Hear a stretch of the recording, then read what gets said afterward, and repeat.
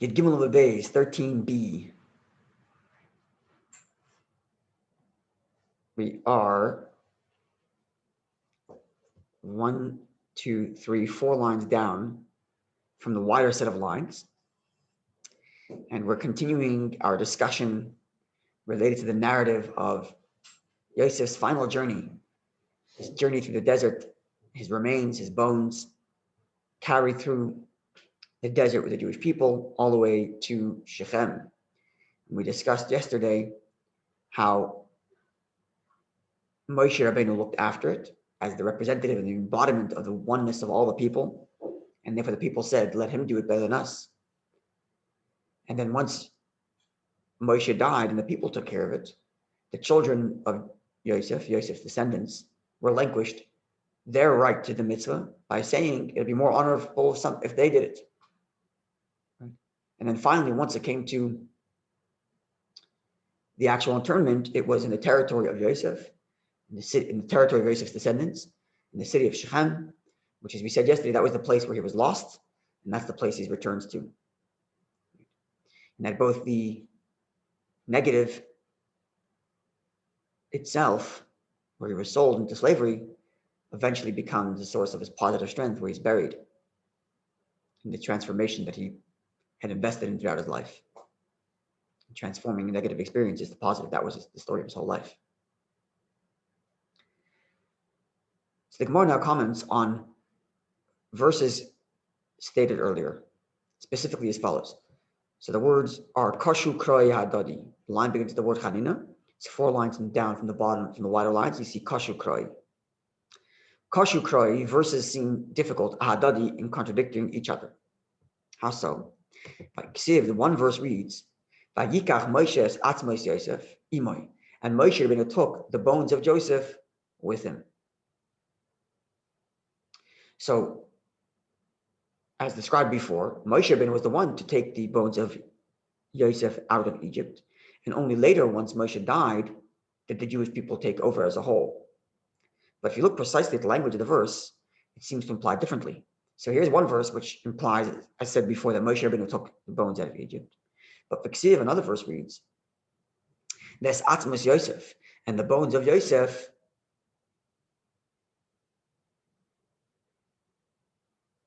Asher helu b'nei Yisrael, the Gomer, which the children of Israel took out of Egypt.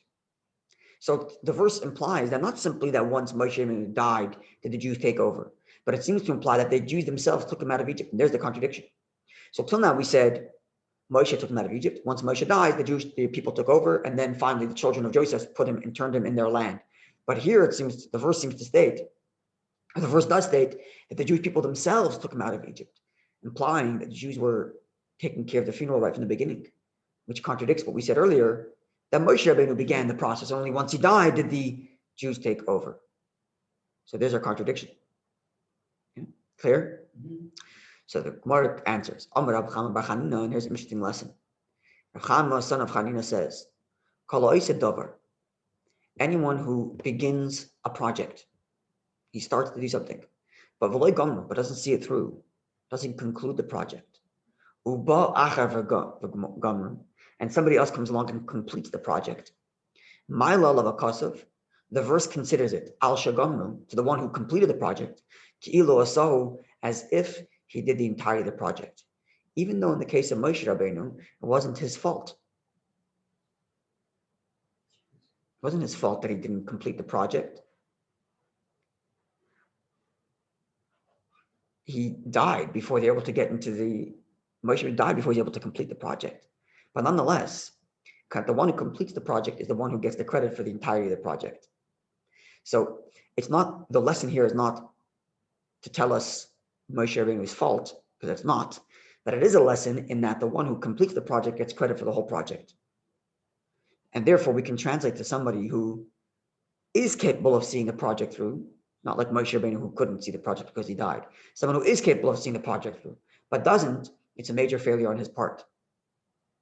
Moshe Rabbeinu had no choice. So there's no fault here, but there's only the praise of the Jewish people that because they completed the project, they get credit for the whole project, even though they didn't do the beginning part. So the Gemara said yesterday that, so because they completed it They're the ones buried. in the actual end. So in some sense, they do get credit. Good point. Because at the end, Yosef's children were the ones that did the actual internment. Sure.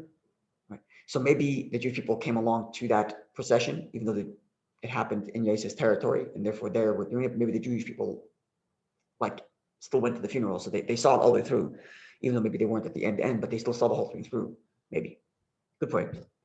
But anyway, the Gemara is deriving a lesson here in this idea of one who sees the project through is the one who gets credit for the whole thing. Right? Because there's one thing, in some ways it's a personality trait. There are some people who are very creative by nature. They're always coming up with ideas, but they have a much harder time seeing their projects through. By the time they think of one idea and they start doing it, they've already thought of another one and they're on to the next thing. And the Gemara is kind of indicating that this is the pitfall of being exclusively on the creative side and not having the implementation side. One has to have the discipline to be able to see the project through. So partners are good in that sense, maybe. That's right. So you always have one creative partner, and the other one who's good at management. To actually see the project through in the end. In a business, that's what you would want to have, right? So one person's creative, think of the solutions to the problem, and somebody else who can see the solution through to the end. The melding of art and science. Yeah. So the art and science, exactly. But the Gemara seems to be saying that the one who completes the project is the one who gets the credit. Because without grounding it, without being able to see it through, it's nice, but it's nothing, really, is what you have. Yeah, it's nothing, right? You don't have anything. You don't have anything. You have an idea, but it doesn't exist other than in the realm of your idea. It only exists once it's been seen through, seeing the project through. And it's a very, very important lesson in life. And it gets back to what we were saying before. Yesterday, we're talking about the children of Yosef, and they gave up their mitzvah, even though it's their mitzvah to do it because it's their ancestor, but they gave it up because it would be more honorable to their father if the rest of the Jewish people did.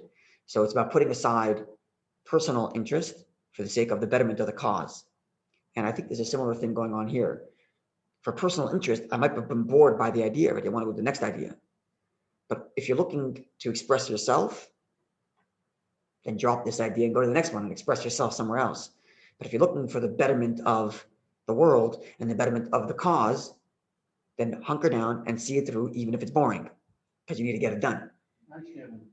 Right? It's a similar kind of thing in that setting aside personal preference for the good of the project. What do you say? An analogy. You go to a university and let's say you spend 1 year at university, you don't like it, or you transfer, you go to another university, the other 3 years, you're full term, you complete the other university, you get your degree.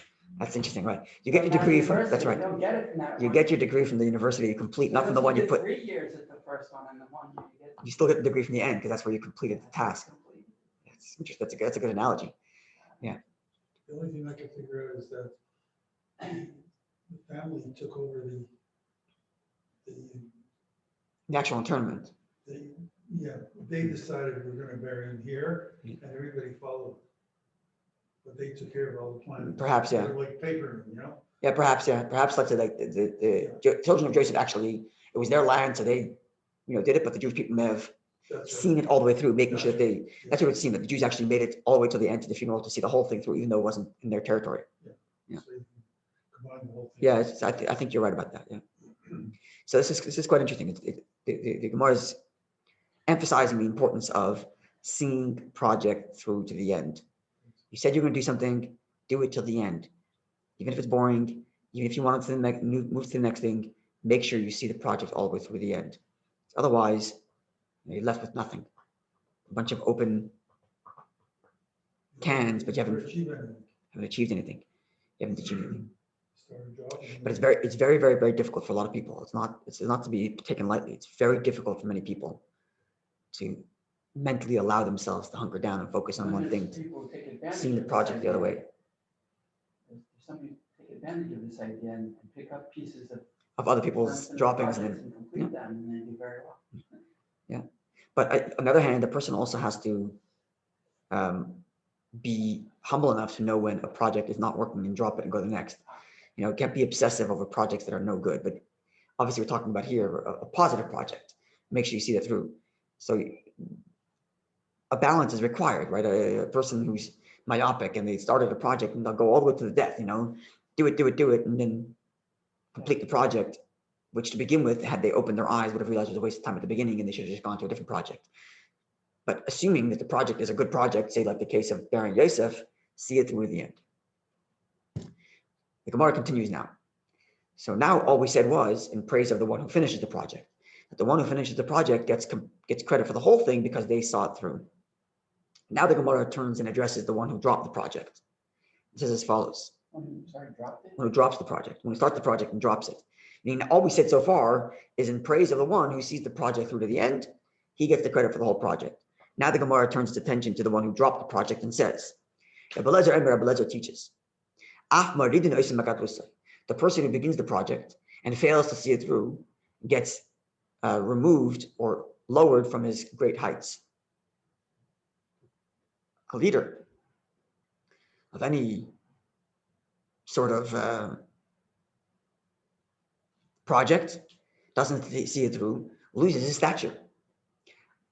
Putting us, as Rashi tells us, put aside Moshe Rabbeinu because he didn't choose to not see it through. He was held back. God didn't let him see it through. He would have saw it through. But someone who allows a project not to be seen through the end loses his stature, right? Which seems self-evident, right?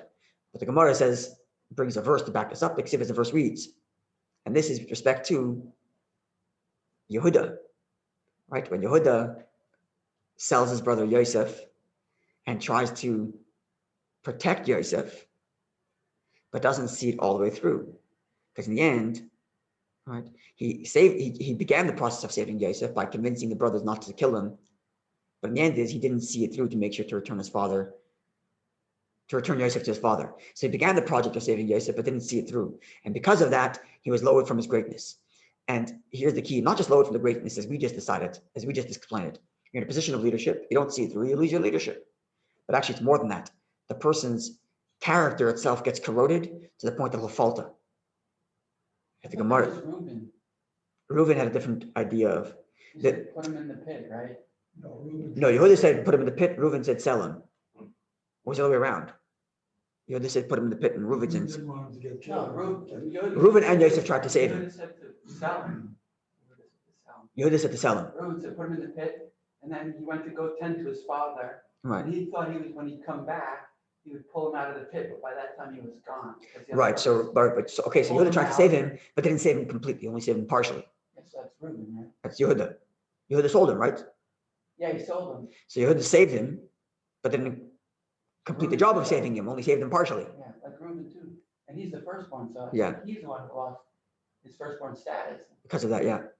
But here the Gemara saying like this. So right after the story of Yosef being sold into slavery, the next section of Torah describes by Yiba Esahi, and it was at that time by Yehuda, and Yehuda went down, and describes the whole story of Yehuda and Tamar after the loss of his wife and children. So right after Yehuda fails to see the project through of saving his brother Yosef, right there, the next story is a denigration of Yosef's character. Right? So I'm suggesting that there's more to. In other words, like this. Yehuda's character. I'm sorry. What I'm suggesting here is that had the Gemara not quoted the verse, just stated that someone who doesn't see a project through loses his status, you would think it's just a natural consequence. You don't see the project through, then you lose. Like you've been leading this project, now you're not seeing it through, so you lose your status as leader. But it's more than that here. Not the Gemara quotes this verse. It's more than just losing the status as leader, but actually his moral characters are degraded, and he ends up going and being denigrated with his daughter-in-law in this whole story. And perhaps there's also like a psychological phenomenon to this, that when a person doesn't have the discipline to see things through, they end up like painting themselves as failures. And when a person paints themselves as a failure, it naturally leads to a denigration in character. And that's maybe what's happening here to Yehuda. Like he's in a leadership role, he's saving his brother Yosef, but then doesn't see it through, and therefore turns to himself and say, can't do anything. And then that kind of attitude degrades one to even lower and lower. So there's a double lesson here. besides for the lesson of making sure to see projects through, there's also perhaps a lesson of not to see oneself as a failure. Don't let yourself fall again because you fell once, right? Because that's the natural consequence. Person fails once, it leads a person to often fail again because they feel like failures and they keep on going down this rabbit hole of failure. Was it Reuben who moved the bed from his? Yeah. So there's another degradation of character. Yeah, but the Gemara doesn't cite to that. That's an interesting point. The Gemara doesn't cite to that. Which would be interesting why it does. Yehuda's degradation was also related to promiscuity. Yeah. Which ties into Sotah. That's interesting, yeah. But Yehuda he was the one who started this whole thing. He wanted to kill his brother. Who? Oh, he did? Yehuda, didn't he? He was the one who wanted to kill his. Well, I think Yehuda. It was mainly. All of them in concert. Yeah, I didn't say it, but Yehuda tried to save him. He said, "What do you guys gain by killing him?" He tried saving him, but he didn't see it all the way through. He was one of the protesters. Right, Ma Betza, what do you guys gain? But he doesn't see it through. Right, so let's then. Right, so there's stages here. You don't see the project through. The person then obviously loses leadership position in that project. But then, as we're learning now in the verse, it actually corrodes his character. He paid a big price for that. Sure, his character corrodes and he ends up, as you're saying, with promiscuity. Now there's another level. Which is an interesting element to this because of sexuality. Yeah. Component. Yeah. Now the Gemara adds another element. Moreover, Rabbi Shmuel Bar Nachmani said, this person who begins the project doesn't see it through, ends up, God forbid, burying his wife and children. That's what happens to Yehuda.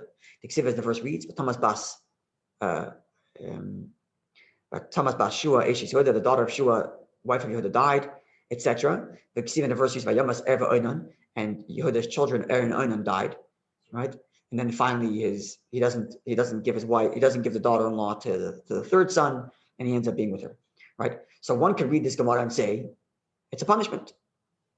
Punishment for not seeing the project through is he gets denigrated in his character and buries his wife and children as a punishment. Is it punishment for the degradation or the? It seems like it's a punishment for not seeing the project through. I'm suggesting it's not just a punishment, but let me rephrase that. All punishment is a consequence, right? So there's a progression of what happens when a person allows himself to start projects and not see them through. The first thing is obviously he loses his status as leader of the project. The second thing is it corrodes his character. He starts to see himself as a failure. And what happens when a person sees themselves as failures is they end up pushing away the people closest to them. That's what's happening very often. So the burying of wife and children could be, well, obviously on the simple level, the Gemara means literally. The person like Yehuda actually literally buries wife and children. But perhaps on a psychological lesson level, the Gemara is telling us that be very wary of not being committed to what you set out to do. Because when a person isn't committed, meaning they don't see the projects that they start through. There's a lack of commitment. They don't follow through, right? It corrodes their own character. And what ends up happening is the person ends up burying all of his relationships because he's not in a good space. He feels like a failure in life, can't commit, and ends up, for a whole host of psychological reasons, ends up pushing away the people closest to them. Even in some ways they don't even want to. Involuntarily, they're pushing people away because they feel like there's a mix. Sometimes people feel like they feel like such failures, they don't want to impose their failures on their closest people, so they push them away or they have commitment issues. They're scared of not following, they can't follow through with projects, so they can't follow through with committed relationships, and then they're pushing them away before they even have a chance to develop properly. And it's a very deep psychological problem, which all starts from not having the commitment to see projects through when you start them. Which is a very, very interesting psychological phenomenon. Profound lesson, but a deeply profound lesson. Taught very well. Sorry? In secular circles.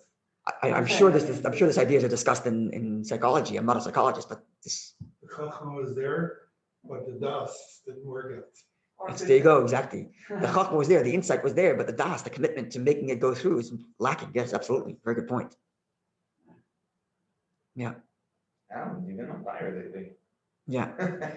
Okay, so final comment from the Gemara on this discussion of Yosef's funeral procession. And then we're going to get to Moshe Rabbeinu's funeral procession coming soon. And I'll share the statement with you. And I'm trying to think of how this statement relates back to what we're talking about before. Unless it's a freestanding statement. Let's see. Amar Rabbi Yehuda. Wait, I skipped a few lines. Yeah, Amar Rabbi Yehuda. Rabbi Yehuda said, the line starts with the word Amar, Vayamas Ev Oinim, the fourth word. Amar Rabbi Yehuda said, Amar Rav, in the name of Rav. Mipnei ma nikra Yosef atzmois b'chayav. Why is Yosef referred to as the bones of Yosef even in his lifetime? Right? The verse says, as Rashi tells us, that when Yosef makes the Jews promise that they're going to take him and bury him in Israel, not let him be buried in Egypt, he says, please take my bones with you. So he refers to himself as bones while he's still alive. So why is it that he's referred to as bones while he's still alive? Which seems to be, which is a negative thing, as opposed to take me out of Egypt. Why bones? Or bury me? Yeah, why bones? So the Gemara says, Especially if he was mummified. Was he mummified? I don't know if he's mummified, but he's put in, I don't know. Presumably, well, actually, there's an easier version. Either he's put into a metal casket to prevent corrosion and put in the water, in which case he was preserved, or he was in the crypt of kings, which I presume is also preserved. True. Yeah. And in fact, the verse doesn't describe it by Yosef, I don't think. But when it comes to Yaakov, it describes at length how they embalmed him. Right. But Yosef at the time of his death was way after the Pharaoh was after Pharaoh had died and after they had loved like the Jews. So no, the Pharaoh stopped liking the Jews, or the new Pharaoh after Yosef dies, right? Not while Joseph's alive. But as long as Joseph is alive, there was no problem with the Jewish people. But when he was, did he die with did they give him cover? Yeah, absolutely. Sure. Presumably, yeah. He saved the country. Yeah, but they like buried him like a king, like the second. Yeah, according to one version, he was buried in the crypt of kings, right? Right. True. Or he was buried in the Nile to bring blessing to the Nile. Either way, they certainly. Right? True. Okay, so let's get back to the Gemara. So the Gemara is asking, why is he referred to as his bones even while he's alive? So says the Gemara. This is Rabbi Yehuda speaking in the name of Rav. Because shalei micha bekavod aviv. Because he did not protest to defend his father's honor. When was that? Because the brothers told him earlier, when the brothers come to Egypt looking for food, they don't know that Yosef is Yosef. They're talking to the viceroy of Egypt. They don't know they're talking to their brother. And Yosef's questioning them about the family. And at one point, the brothers say, Avdecha Avinu, your servant, our father, is old, living in Canaan, and it's hard for him to travel. So they refer to his father, not knowing it's his father. They say, our father, your servant. Which, of course, one should not allow for their own father to be referred to as his servant. And he didn't say anything in protest. So his father was being, even though the brothers had no idea they were disgracing their father, because they thought they were talking to the viceroy of Egypt. But Yosef knew that it was disrespectful to refer to his father as his servant, and he didn't protest. And because of that, he's referred to as his bones in his lifetime, because of that one infraction of not protesting his father's honor. It's quite something. Further stated, says the Gemara, another statement to something of Yosef's failure. And again, I wonder how it's related to the previous statement, but we'll just share it and let's maybe think of what we can come up with. Rabbi Yehuda said in the name of Rav. Others say the following statement is from not Rabbi Yehuda, the name of Rav, but rather Rabbi Chama bar Chanina, Rabbi Chama son of Chanina. Where he says as follows: why is it that Yosef died before his brothers? He was the first one to die, and he made his other brothers promise to take him out of Egypt. Right? So why did he die first? He's not the oldest. Right? So says the Gemara, because he conducted himself with leadership, with with leadership, or with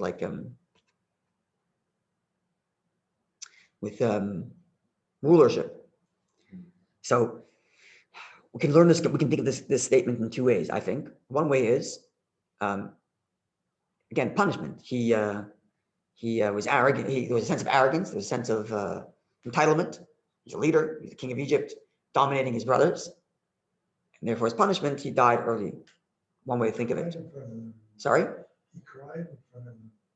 Right, but he still told them what to do, told them what not to do, even though he had older brothers. He's the second youngest, right? He's still telling people what and how and where. So it could be that there was a shemet, like, some sort of subtle arrogance, and there's a punishment, maybe. But I think if you take a psychological level, it aged him. Taking on responsibility ages a person.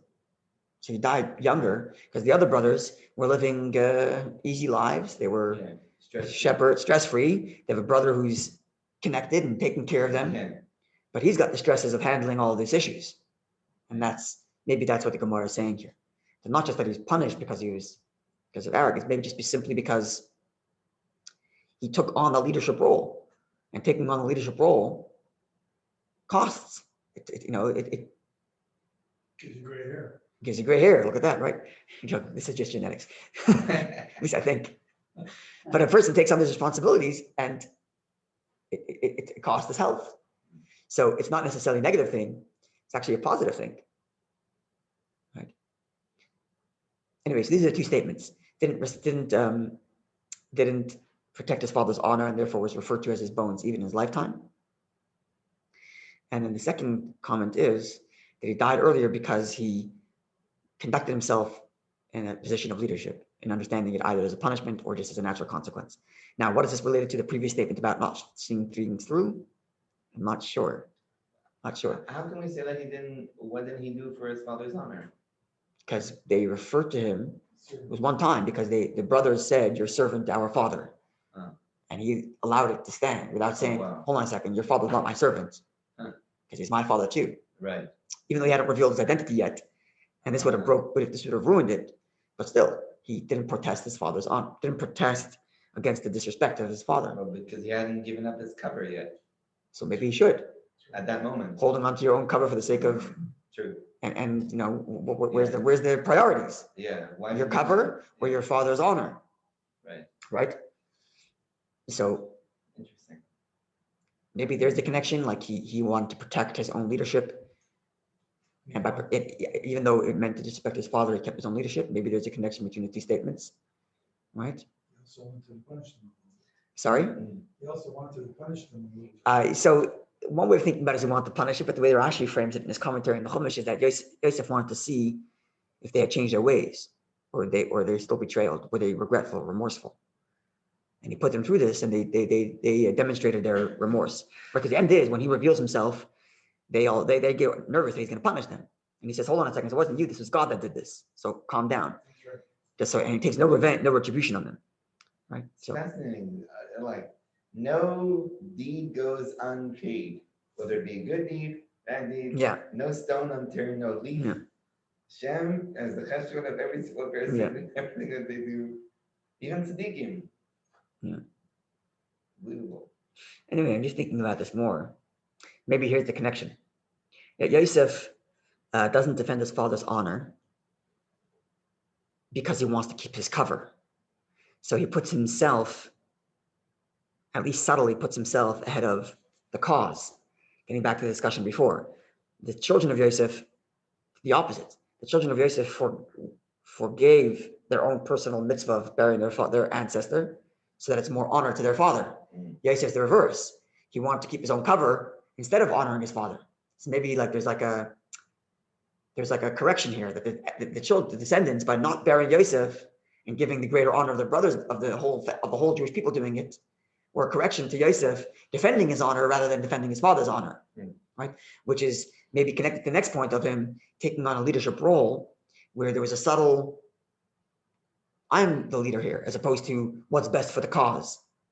Maybe there's a connection, which again is related to this idea of seeing projects through. When it's all about me and my creativity, as soon as I get bored of it, I go to the next project. But if I'm about the cause and what's best for the world, then I got to hunker down and get my project done. So maybe there's the connection going on here. Was he a tzaddik? Who? Joseph? Yosef is referred to, specifically of all people, he's referred to as Yosef HaTzadik, Yosef the Tzaddik. God Why? punishes the tzaddik much more much more harshly. For sure, because the most minor infraction is much. Why, getting back to the Sotah, why Yosef is referred to as Hatzadik, that Tzaddik? Because he withheld from engaging with Potiphar's wife. Right. That's why it's called that Tzaddik. Huh, wow. Yeah, because nobody's around. It's like the modern day version of this is a business guy who goes to China. Right. But do that without internet, without air travel. Yeah. Nobody knows who you are. Yeah. Nobody ever heard your family knows you. No one's there. Nobody has cell phones. No one's in the house. Yeah. It's the easiest sin to do. Right. So on that subject, I'm going to conclude with a good story. My father's father told me, I don't know if he would, the truth is, I don't think he would mind if I repeated the story publicly. So he was in the shmata business, in the garment business. And on one of his trips to China, so his clients his suppliers, or whoever he's dealing with the business there, supposed suppliers, not clients, they took care of him. So, he's a big client, so the suppliers, they put him up in a hotel, they took care of him. And they told him, Mr. New, we already know who you are. We know your moral character. We are not sending any entertainment to your room. Don't worry. Yeah. Because I would suppose that when other businessmen would come, they would do that. Right. Send entertainment to the room. But as a Jew and with moral character, they knew, Mr. New, we already know who you are. We're not going to do any of this kind of stuff for you. So this is an interesting, talk about moral character. He wasn't Rabbi? My father's father? Yeah. No, a successful businessman. Oh, wow. So his moral character, as he said it, my reputation didn't even let me sin. Even if I wanted to, my reputation didn't let me sin. That's the way a Jew should be known. As a man of moral character and integrity. Circle back, a person who has the integrity to see the project to the end. He doesn't allow his character to corrode on the inside and ruin his relationships and care for his own honor rather than his father's honor, and so on and so forth. But he didn't refuse. So he was not tempted like Yosef, which is why I'm not going to call him Hatzadik. I'm not going to call him that Tzaddik just because they didn't give it, because his reputation didn't preceded him. But Yosef Tzaddiks, they didn't have a reputation. No one knew who he was. Right? And he could have easily done this and didn't. So, notwithstanding the fact that the Gemara is finding these tiny little moral infractions, his character was super solid, clearly. But again, like you said, it's Tzaddik is judged in the slightest infraction on a much more subtle scale because of the expectation of who he should be. Yosef was also very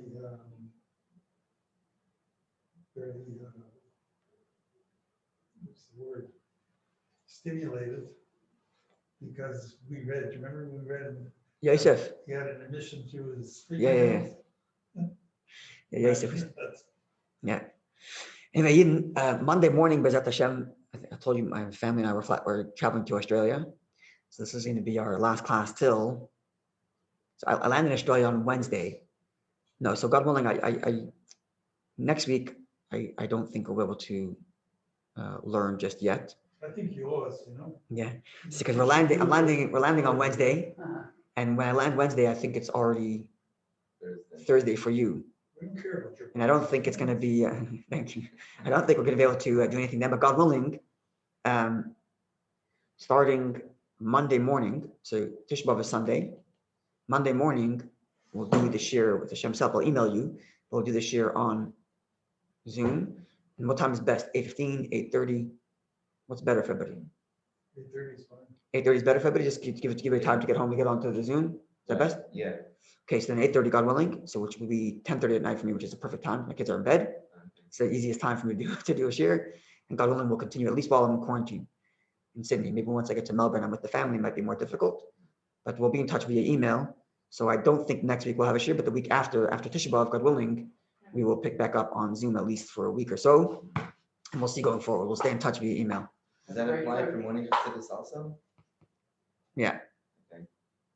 Yeah, so I don't know if we'll do Zoom. We'll talk about that. Okay. Okay, wonderful day, everybody. A good Ner Shabbos. And it's Rosh Chodesh. How is his I'm sorry? How is his other brother? The one who used to come to shul with him? Were there two of them who came to shul here?